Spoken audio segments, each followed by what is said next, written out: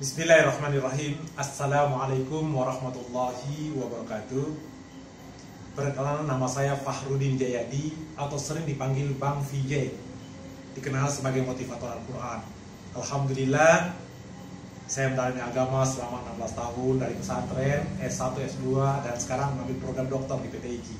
Dan aktivitas saya setiap hari adalah dosen UIN Syarif Hidayatullah Jakarta. Baik, kemarin kita telah membahas bagaimana Al-Quran, filosofinya mencerdaskan otak, memuliakan hati, agar kita dapat menemukan hakikat diri kita. Nah, kita mungkin lebih enak kita pakai skema biar lebih mudah memahaminya. Nah, Al-Quran adalah untuk manusia. Ingat betul bahwa Al-Quran itu untuk manusia. Nah, makanya kemarin kita bahas mengapa filosofi Al-Quran itu dimulai dengan surat Al-Fatihah, diakhiri dengan surat An-Nas. Allah inginkan, kalau ingin betul-betul jadi manusia, pakailah Al-Quran. Kalau tidak, di tengahnya banyak binatang. Binatang itu adalah karakter kita sebenarnya. Baik, kita balik ke sini, bahwa Al-Quran itu untuk manusia. Kita telah membahas bahwa Al-Quran diturunkan di dua kota. Yang pertama, kota Mekah. Yang kedua, kota Madinah. Kalau bahasanya, Makkatul Mukarramah, Madinatul Munawwar. Makkah yang mulia, Madinah yang bercahaya atau cemerlang. Nah, manusia punya potensi dua diberikan Allah Subhanahu wa Ta'ala. Siapapun dia punya otak dan dia punya hati. Kalau bahasanya Makkatul Mukarramah, Makkah yang mulia, maka saya tanya sekarang, yang mulia kan hati atau otak? Pasti kita jawab adalah hati. Maka di sini untuk hati. Sedangkan Madinah Munawwar, cemerlang atau bercahaya, maka yang cemerlang itu adalah otak kita.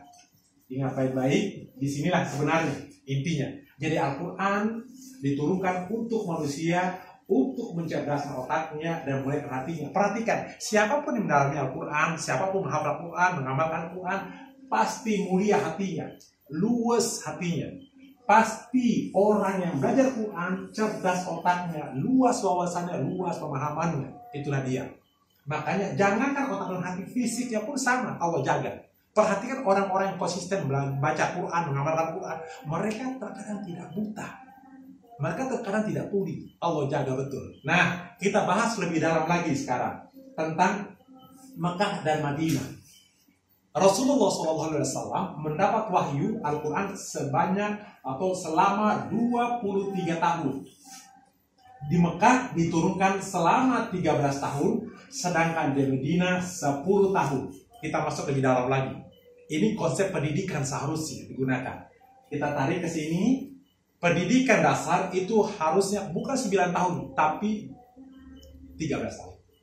TK, SD, SMP, SMA. TK 1 tahun kita hitung ya. SD 6 tahun. SMP itu 3 tahun. SMA adalah 3 tahun. Coba kita hitung. 1 ditambah 6, 7. Tambah 3, 10. Tambah 3, 13. Menjadi 13 tahun. Ini adalah untuk dibina hatinya. Maka ini pendidikan dasar. Kita cek lagi untuk otaknya. Otak ini diturunkan 10 tahun.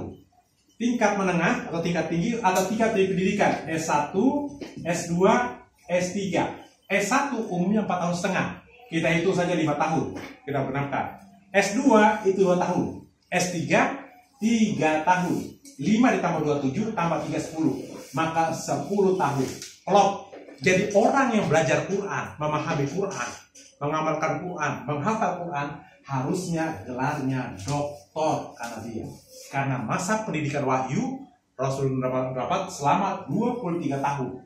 Dan orang-orang ini dapat memahami Quran, otomatis dia telah menguasai pendidikan sebenarnya, tingkat dasar dan tingkat tinggi doktor itu. Jadi sekali lagi, siapapun belajar Quran pasti mulia hatinya, siapapun belajar Quran pasti cerdas otaknya, dan dia mencapai tingkat tertinggi dan tingkat pendidikan umum karena tertinggi adalah doktor selama 23 tahun. Dan wahyu diturunkan selama 23 tahun. Ingat sekali lagi, Al-Quran mencerdaskan otak, memuliakan hati untuk menemukan hakikat dirinya. Sekian, wassalamualaikum warahmatullahi wabarakatuh.